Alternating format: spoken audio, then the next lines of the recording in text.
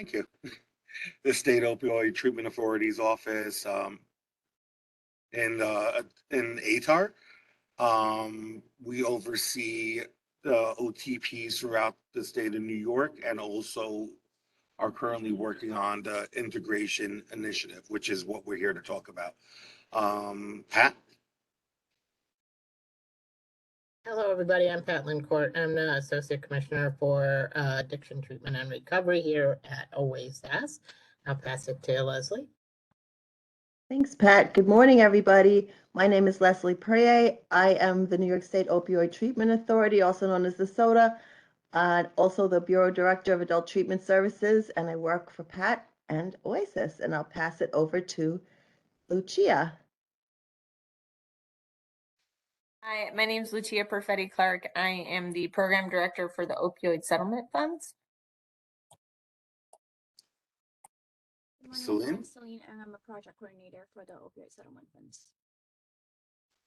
Hey, good morning, everyone. We still have people joining. We are recording this in case people are late or people want to view it again. So just to give a little background why we're meeting today. So over the past 10 months, OASAS has been releasing RFAs for clinical integration services. We wanted to meet with the field because we feel that although we are getting a lot of interest in integration, there are still many providers who don't know what it is.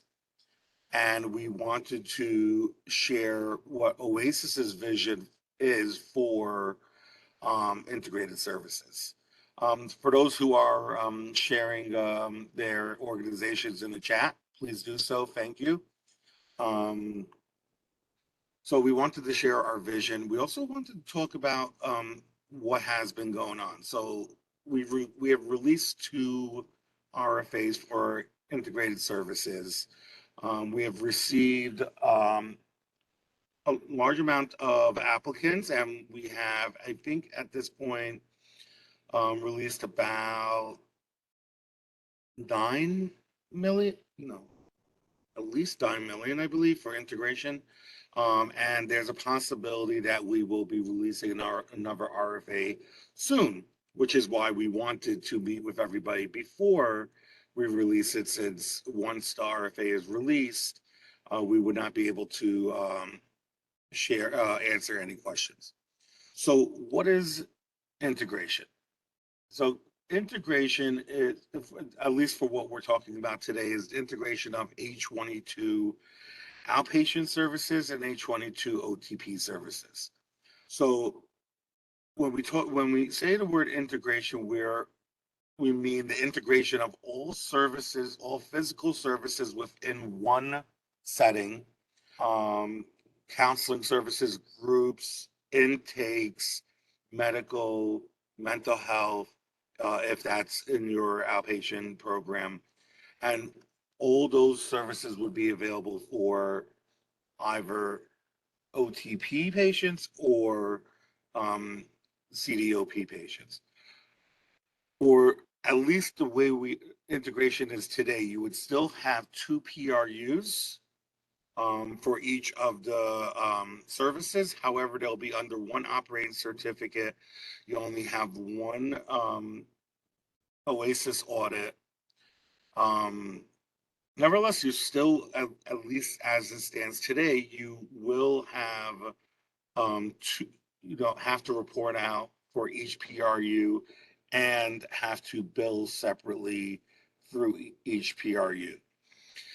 As part of our vision, and it's getting closer to actually happening, our goal is to have one PRU and one billing mechanism, which means that you won't have to deal with the separate EHRs. You would not have to deal with separate billing. Well, you still would have to deal with the billing codes, but not have to bill it through 2 PRUs.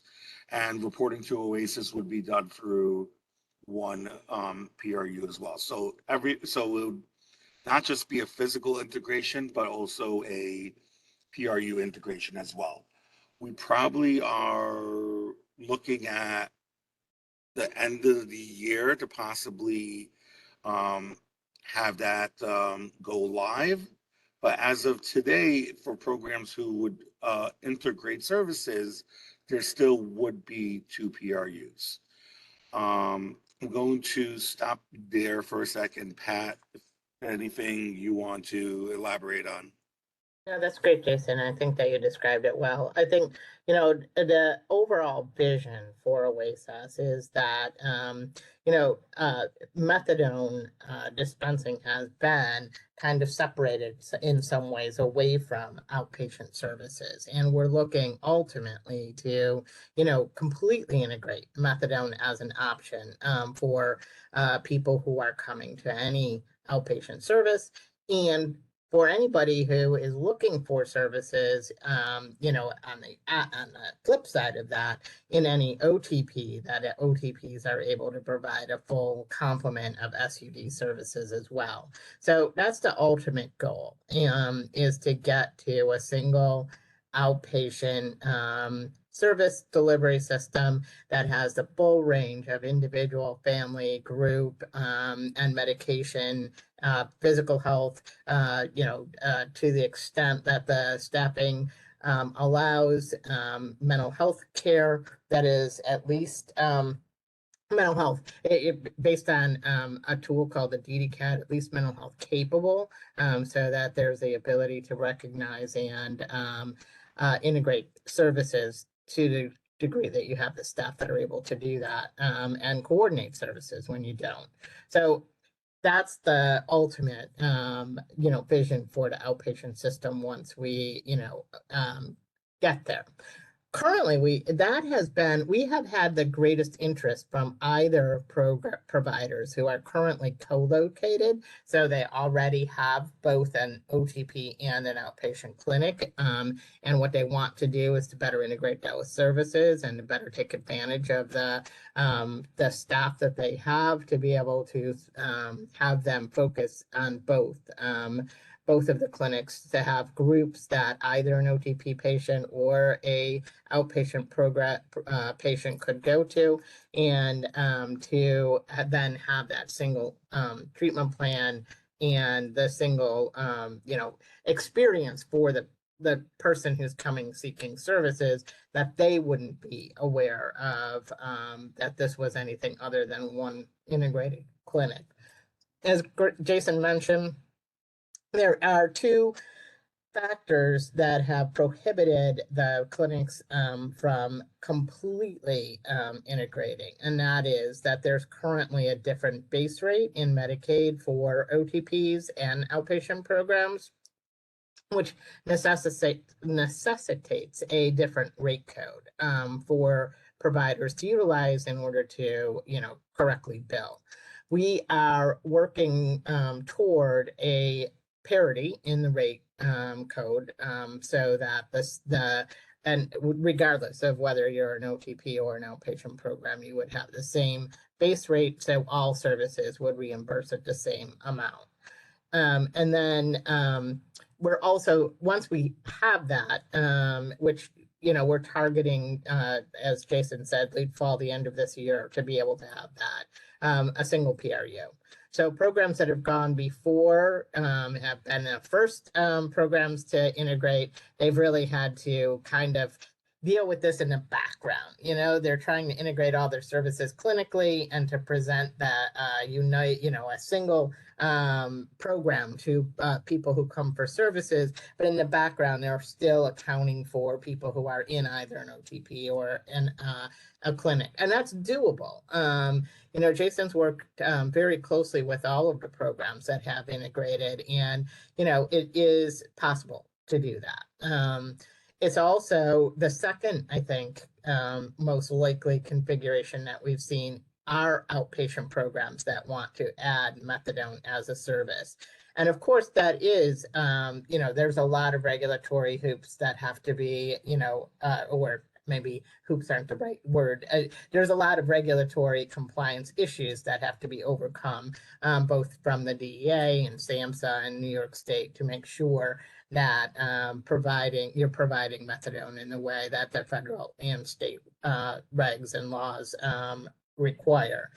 Once people have that, they have been able to provide methadone services to people who may have already come to them as a provider, and also to expand that service in areas and places where methadone wasn't easily accessible. So I think that, long range, if you wanted to see what's the ultimate vision for this, is that all ambulatory providers would be fully able to meet all SUD addiction needs. So that's what we're hoping to accomplish here. And I'll hand it back to Jason to say more, but we're also very interested in answering any questions people have about them, either technical questions about how to, or, more global questions, or to hear from, providers who may be joining us today that have already accomplished this. I think that the format for this doesn't allow unmuting. Is that correct? Or Celine, are you able to unmute people if they raise their hand?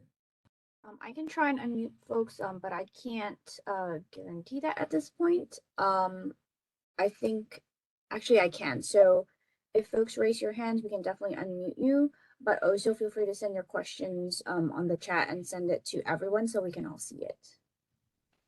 So to talk a little, before I go into the specifics of integration, I want to talk a little bit about the models, which Pat already touched on. So one model is you have a co-located OTP and outpatient program, and you just want to integrate that, which is pretty much the easiest integration.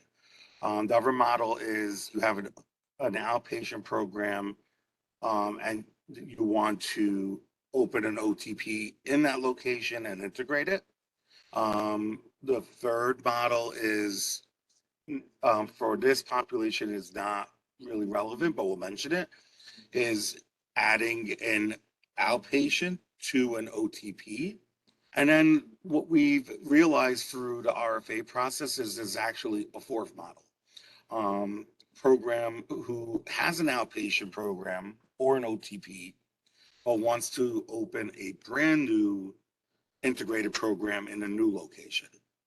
So for future funding, we will be adding that as a model. So but you have to be an existing A22 provider for that.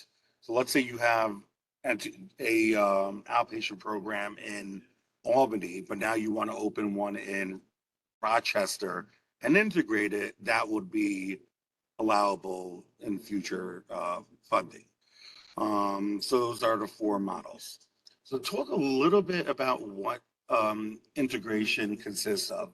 So when we talk about integrating, we're talking about integrating the staff, which means that all staff for both programs can provide services to any individual in your program, doesn't matter which PRU they're in. Integrate groups, which means that rather than having two separate group curriculums, you only have one, and everybody could attend each session. And for those who have separate intake departments, one centrally located intake department, and then all other staff as well, peers, obviously for, medical and nursing, for the OTP that would need to be specific to the OTP services, but there's other medical services that you may have in your outpatient program or mental health services. Those could also be shared as well. As we mentioned, there still is certain areas that have to be separated. For instance, the dosing area, you would still have to have a separate area where only individuals who are enrolled in the OTP have access to.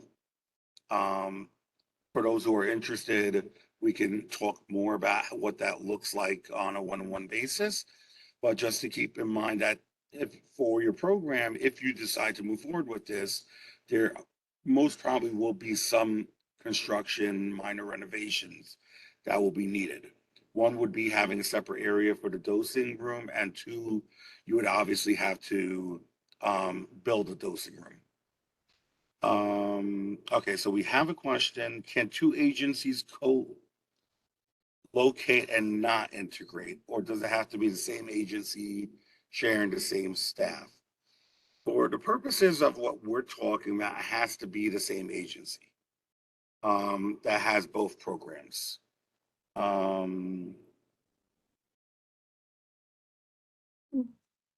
the Jason, case of, yes. sorry, I just got some questions come through privately and mostly asking about whether or not the focus of today's webinar is with regards to integrating with DOH, OMH, or mental health iOS licenses, or OASAS specific various different services being integrated. Just wanted you to clarify that. So for as we mentioned in the beginning, and I think we'll mention a few more times, for the purposes of today's webinar, it's specifically OASAS H22 outpatient and H22 OTP programs.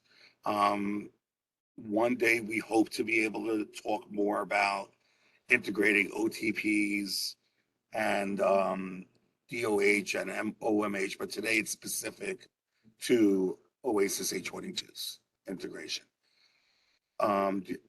Before I move on, do you have any other questions, Celine? Okay.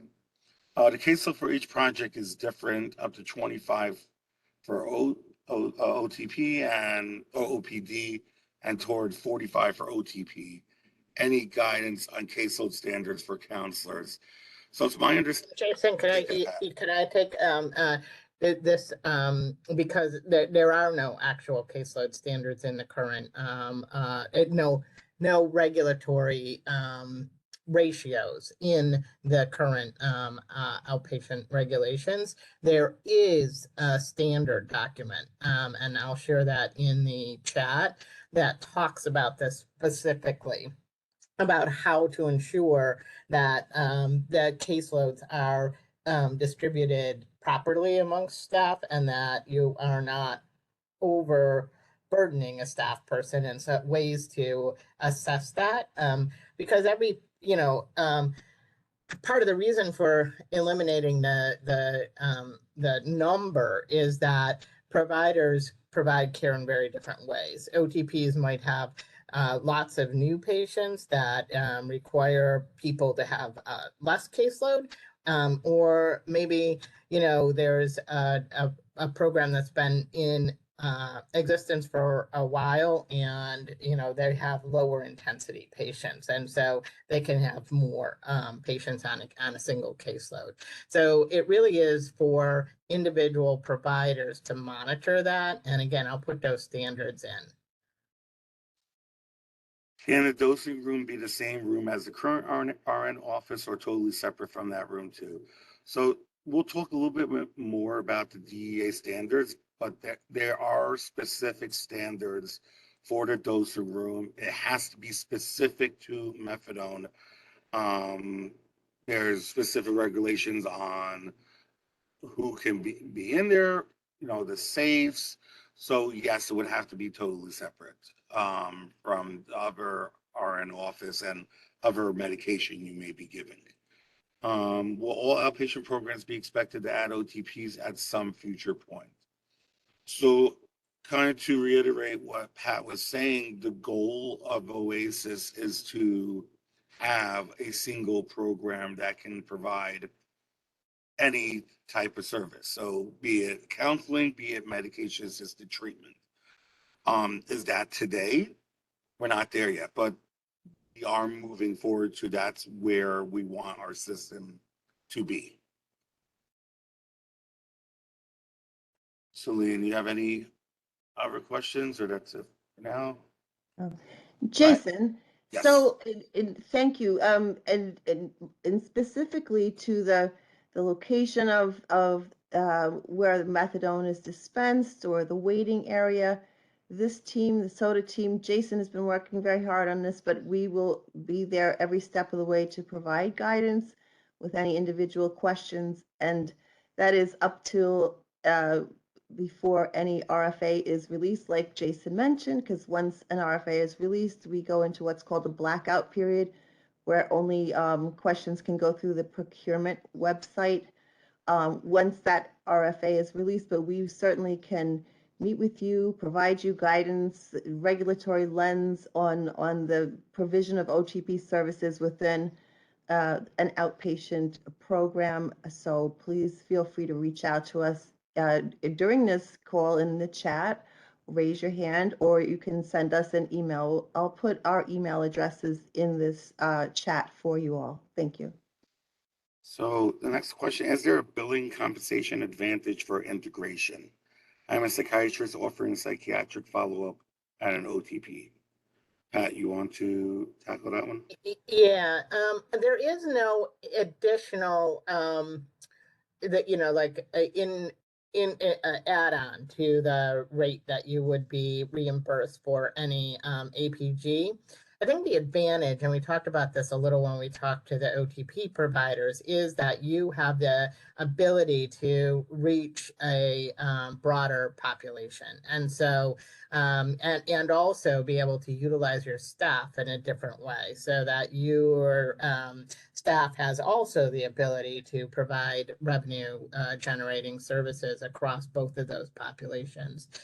So I think that in terms of having that broader population and to increase the numbers of people that you're seeing, yes, but in terms of individual reimbursement on a per service basis, no. And by creating that parity, and by creating parity, we mean bringing the OTP base rates up to the clinic. That should eliminate any, some of the need that we see sometimes for outpatient programs and OTPs to also see individuals. So I think there are some economies here of, bringing those clinics together, but I also, but there is no specific increase in the rate that you would be paid. How would this affect TJC surveys? Would all of the outpatient services now be included in the OTP TJC survey? Outpatient is currently being surveyed with our hospital-wide survey. Right, so I can take that. So Joint Commission accredits, also CARF will accredit opioid treatment providers, OTPs. So when those services are incorporated, there will likely be a process to get that site, if you don't presently have an OTP, accredited through either JC or CARF. So then there's another question about a program who's been integrated since 2012 via the TOPS program. How does officially becoming integrated benefit us besides beyond how we currently operate as an outpatient and OTP integrated, and also being a CCBHC? So, I mean, and that's, I think, a specific question that we could speak to strong individually, but having the integrated licensing, also, as Pat was saying, doing that, you will eventually have the one PRU. If you're an integrated program, you'll have the parity in fund and billing, and then also other auditing as well. That would be specific to the licensed integrated programs. So there are some benefits, which, again, we could speak individually on that.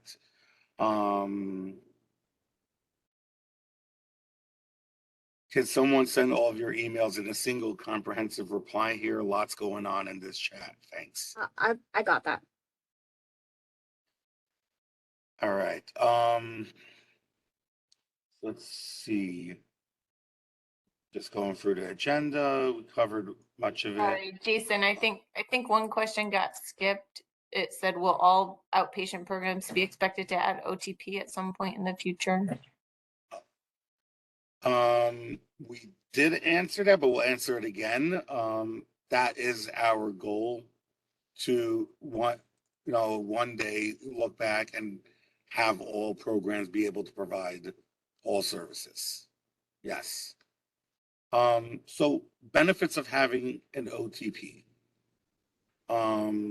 So we talked about benefits of integrating, but not specifically having OTP services. So obviously, right now, the way the system works, if you're an outpatient program, some outpatient programs are able to provide other MAT services, but not methadone. In that case, what happens usually is they refer them to a OTP, and then you have a case where patients are now dually enrolled. Programs are trying to figure out what do we provide, what should they provide, what could we bill for, what should they bill for, and then when you have audits, there's questions that come up. So what we've seen, especially, we have had a lot of outpatients open an OTP and integrate it. There's less of a need for dual enrollment. The pro integrated program can now provide services, all the services that are necessary. And it's also better for the patient. Who would want to go to two different programs? Especially in parts of the state where you would have to travel an hour plus for methadone, and then they have to go to an outpatient program. I mean, there's no overtime for anything else in their life because they're traveling for treatment. So it builds better access to care.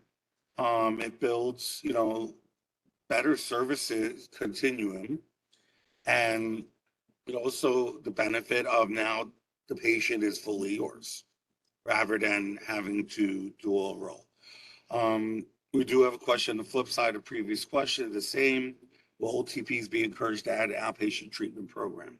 So yes, we actually met with the OTPs last week as well to talk about similar topics, and that will be encouraged, and also that's our goal, that all OTPs can provide outpatient services in addition to medication assisted treatment and counseling for patients who are on MAT. And it really is also about parity, because we have all these new programs who are opening, all these outpatient programs who are opening integrated programs and are able to serve both populations. We want to make sure that OTPs are able to do that as well. So thank you very much for that question. I think, Jason, it also is consistent with some of the changes in the way methadone is being seen and regulated from, a federal point of view, as well as the, evidence during the pandemic of, methadone having greater flexibility and being,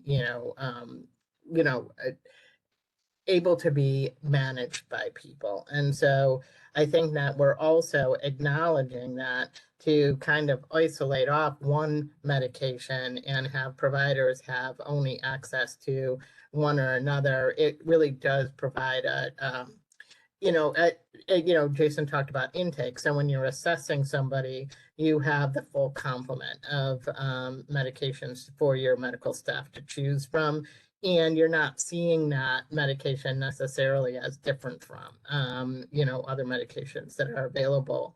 The only difference is obviously that you need the ability to dispense it, but it would give people greater choice, and it will help create greater access, especially in parts of the state where where people are still driving long distances, as well as providing a richer service array for people to be able to access as well, without having to, like Jason was saying, going to both OTPs and 822s. And somebody is commenting here, and understanding that a client cannot currently be in an OTP and an outpatient program. And that is in general our guidance, but there are times when someone needs services that are only available at the 822. So there has to be a clinical rationale for allowing for that, for people to be in both, but it does happen, and it isn't strictly prohibited. It is discouraged. We would much rather have the OTP have the ability to provide the full care. And by integrating, this will help some OTPs that may not currently have that capability because they just don't have the right case mix in terms of need for patients. So if they're seeing a broader range of individuals, they're also going to be more likely to have access to specific groups, for example, that an individual may be interested in. Right. And Pat and Jason, to your points earlier about the array, the full array, this will also help to kind of destigmatize methadone as a medication, where everybody would be given the choice, no wrong door. When you come into an outpatient program that's fully integrated or an OTP that's fully integrated, you're going to get services within the same walls with the same staff, and it's not an othering because you're on a certain medication. And I think that's also an important lens through which we should look at this. And again, not to have folks having to go to two different providers. They can have, full array of services without fear of being stigmatized. So, and another benefit specifically for the outpatient programs is many of you are located in or a large amount of you may be located in areas where there are no OTP services and only outpatient. And you're uniquely able to then use your reputation, use your infrastructure to open OTPs and have less of a, I would say, not learning curve, but startup than other programs who may have to come in from other counties and from other areas. So we have two questions. For an agency has Article 31 and 32, mental health programs under OASAS and OMH, but is not ready for an OTP. Is there a clear integration model that I might explore more elsewhere?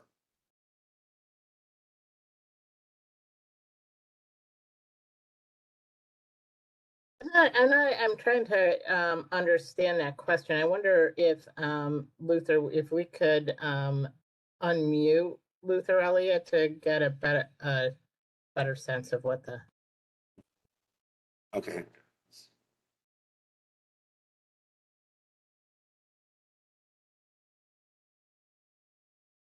I have unmute you, sir. Can you hear me? Yes. Wonderful. Thank you for taking the question. I'm in a small community-based mental health organization where we do SUD counseling on one side of the clinic, and we do what we call clinical psychotherapy on the other. And it's quite an imposition on new clientele who might be dually enrolled to have to go through both enrollments. Obviously, the billing is different. We're sometimes a little unclear about how many services Medicaid will pay for if someone is or isn't dually enrolled. And the idea of an integrated model with regard to OMH and OASAS is incredibly attractive in that it would streamline things. We'd have a unified billing code for services, and that it doesn't kind of maintain the historical tendency to treat people with SUDs as needing SUD counseling first and foremost, usually by a CASAC, for example, and that's the primary problem that would not be treated more holistically within the context of broader mental health services. So those are the kind of barriers that we experience. I don't think we have the capacity for an OTP right now, knowing a little bit about what the DEA SAMHSA kind of regs look like and what the staffing and facilities requirements would be. But we're certainly very interested in combining the SUD counseling and the mainline clinical psychotherapy. So I was just curious if there was any way to kind of think about that. We understand that that's part of some new billing regulations, which may be in the pipeline, some new protocols that might Yeah. allow that. Yeah, and that is not the focus of this call. I do appreciate the question, and I do appreciate what you're saying. I think that, as people, integrate, more fully that, mental health and OASAS clinics, there is a current iOS which is, which chooses a host agency that there is an application on our website for, but that isn't the scope of this conversation at this point. Uh, webinar is specifically for an OTP. And I hear you that, programs will be in different states of readiness for, providing methadone. So I do see we have a hand up. We're going to go one more question in the chat, and then we'll go to Joel Friedman. Can current locations be grandfathered to integration? Our current H22 program is on the 8th floor. So we are willing to talk about different ways of integrating. However, we think that it is important that the program is seamless, that you don't have to go, from the first floor to the 8th floor to, get your medication or receive your services, because that can lead to disruption of services. People may not want to go back to the upper floor. It's just more seamless and, person-centered to have everything conveniently located in one area. Obviously, some programs where it's just not possible to have everything on one floor, but ideally, we'd want it to have as easy access as possible to all services. But those are questions that we could speak to more specifically on a one-on-one basis. Celine,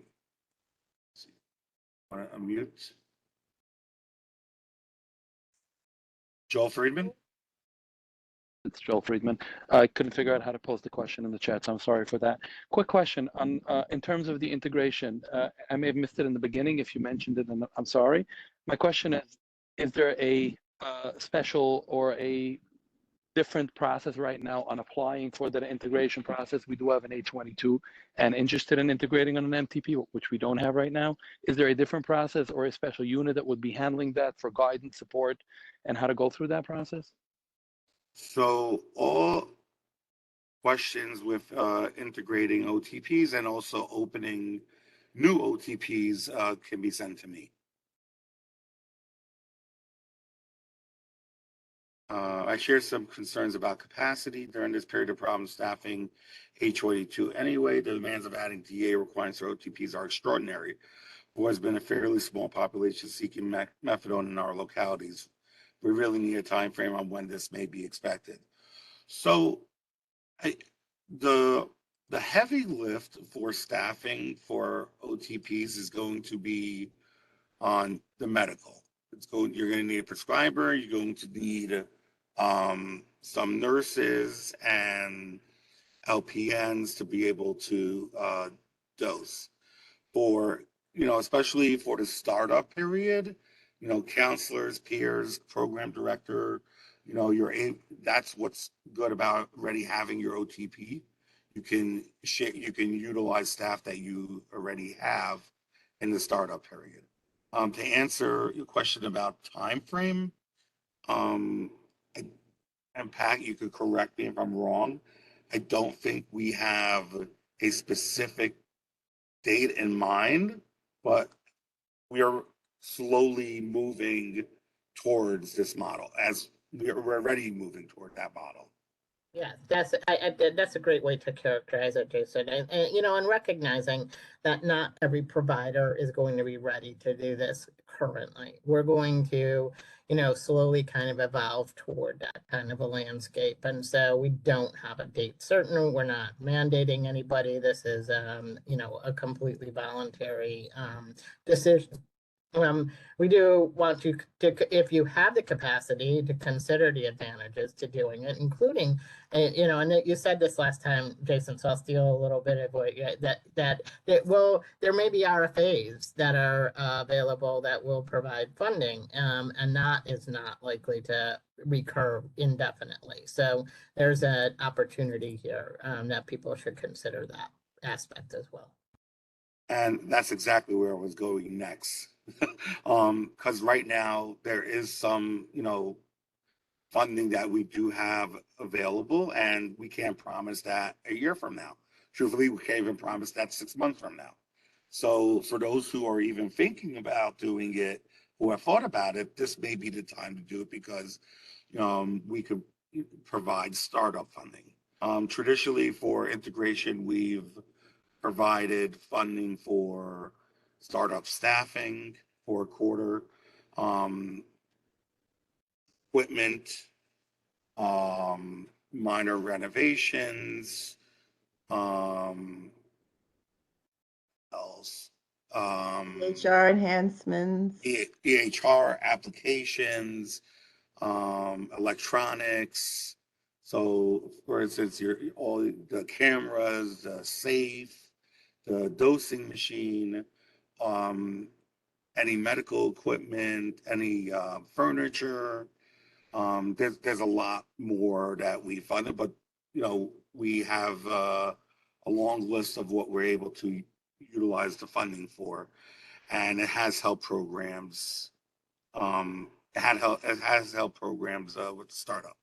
In regards to when funding may be available, I would just say be on the lookout. We don't have any specific date of when it's happening.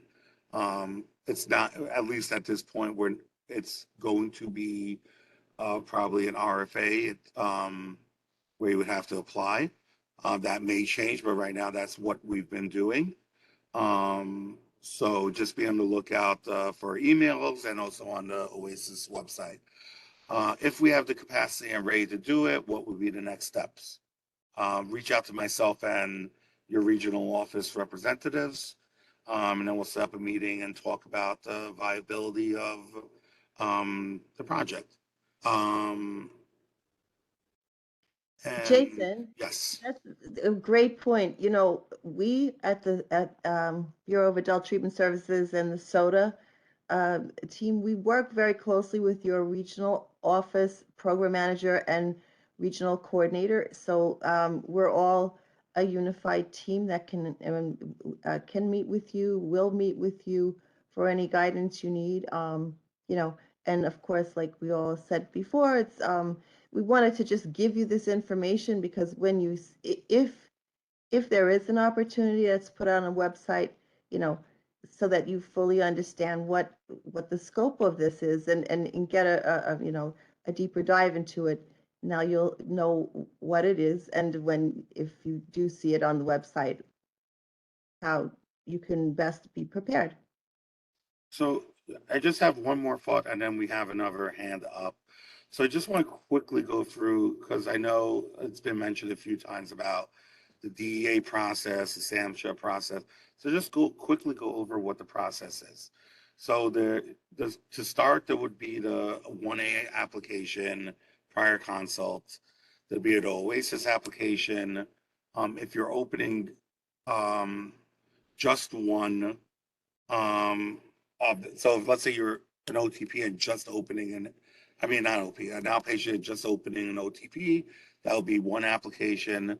If you are planning to open up both services, you'd have to apply for both services as well. So that covers the OASIS. You would also have to complete a integration application and what we call a lift capacity application. That would be through me. And then after that, the next steps would be SAMHSA CSAT to complete that application, submit it. And then once all those applications and construction is done, is DEA is the last.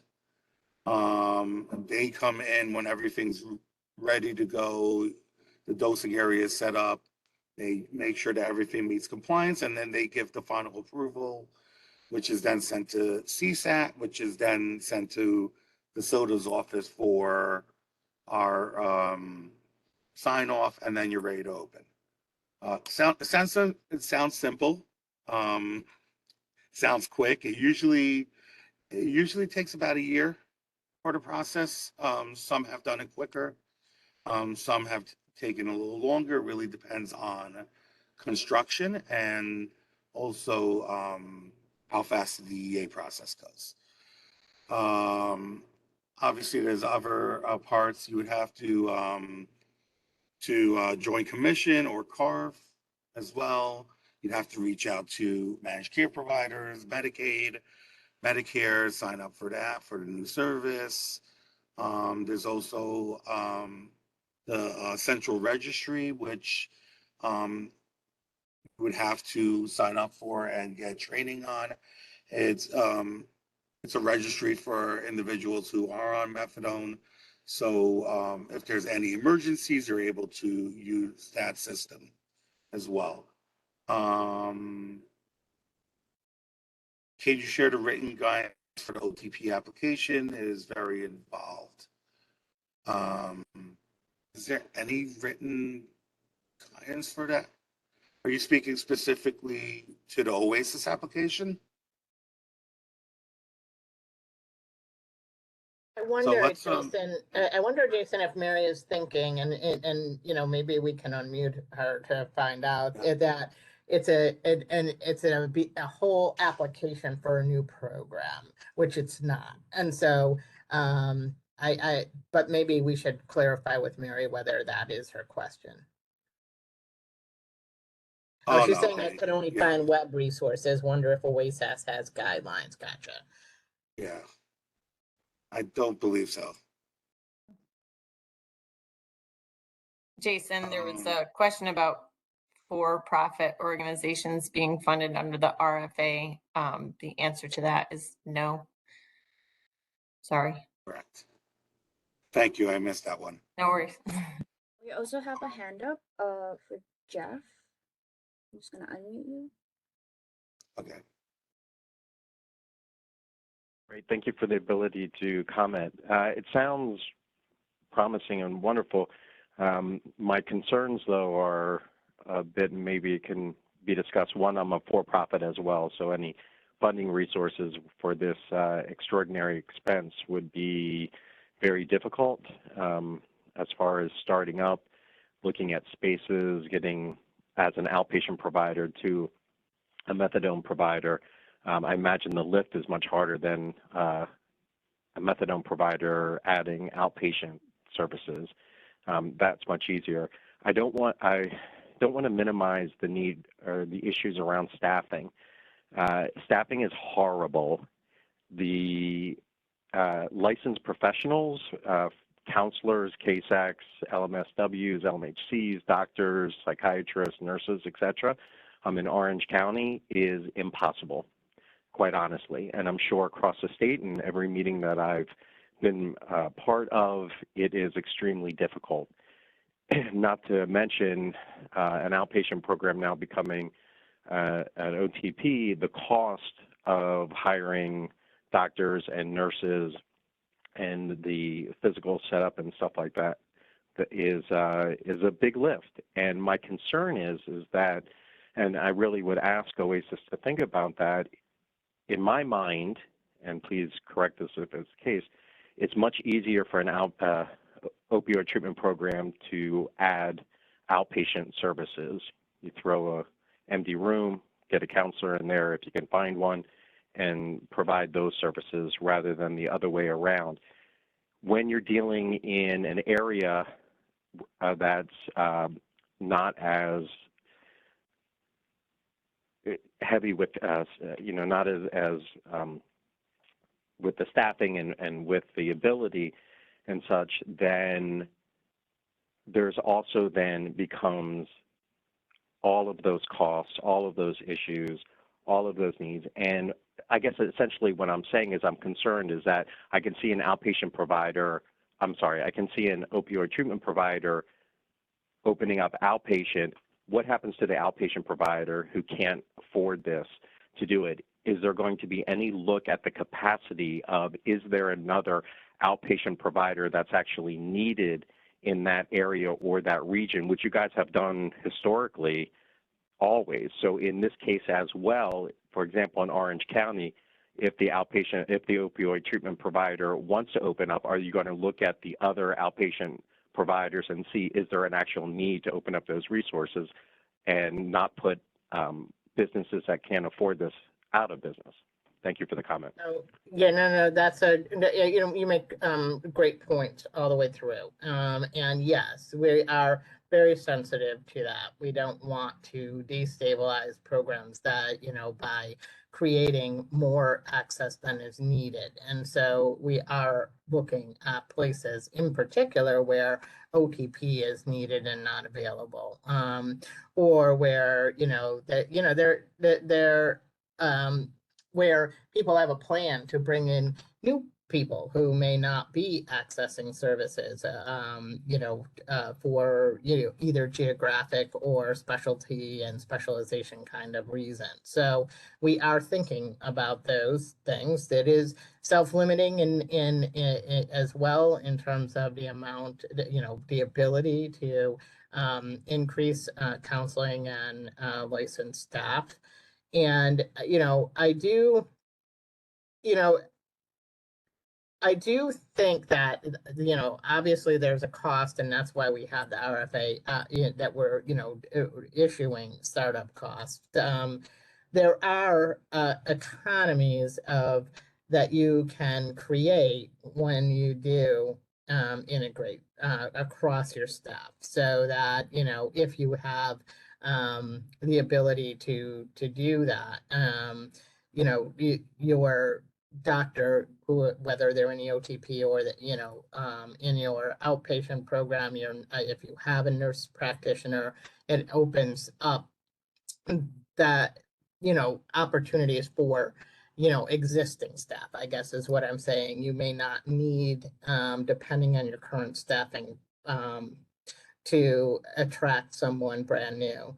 I think that, some of the regional networks and, are thinking in terms of the whole service delivery system and trying to identify themselves places where there's gaps, and, looking at opportunities such as this to fill some of those gaps, maybe even share some stuff across, a network of providers. But this is a very difficult time. I mean, there is, a real workforce crisis. OASAS is looking at that with the dollars that we have to invest as well.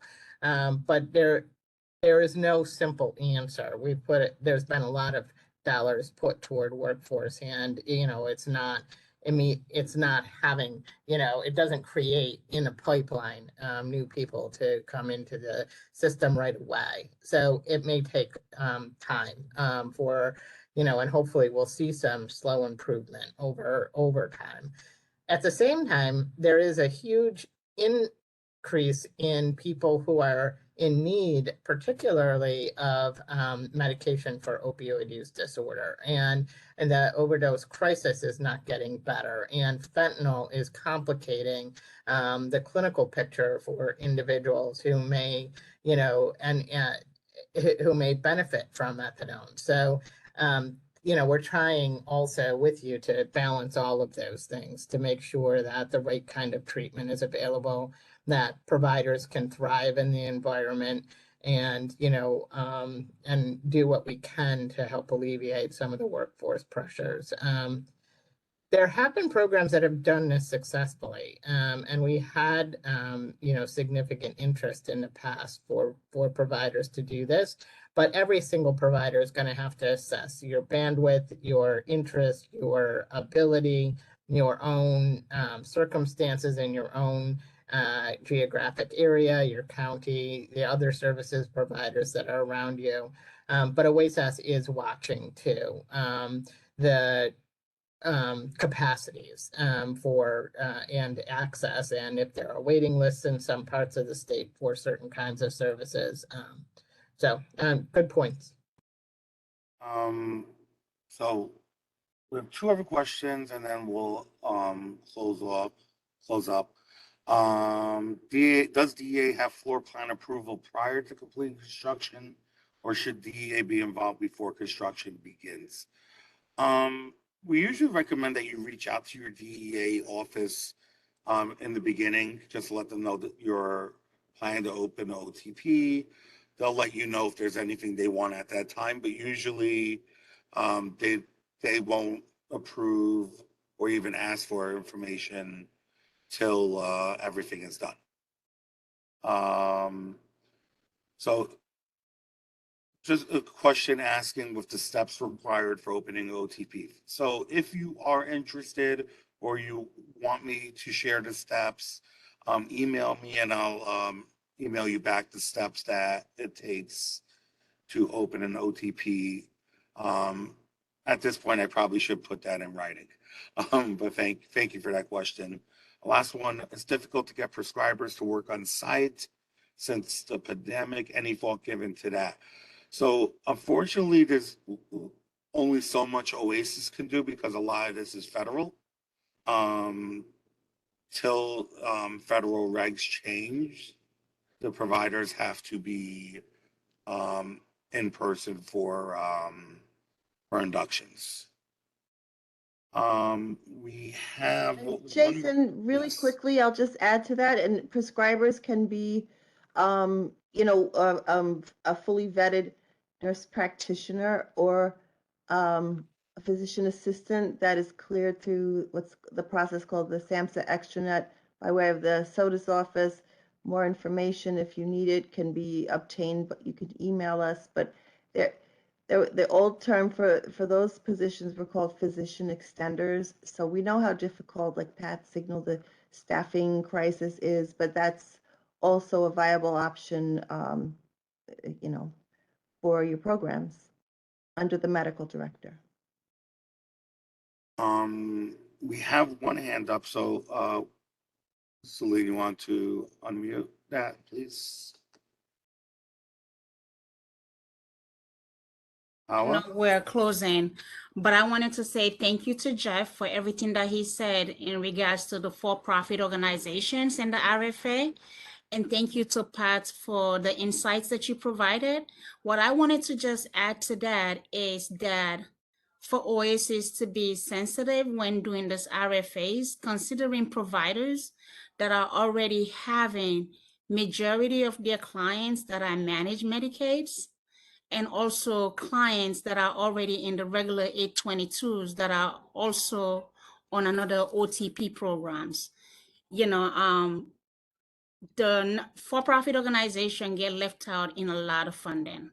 And at the end of the day, we're really not making profit because we are serving the same population nonprofits are serving.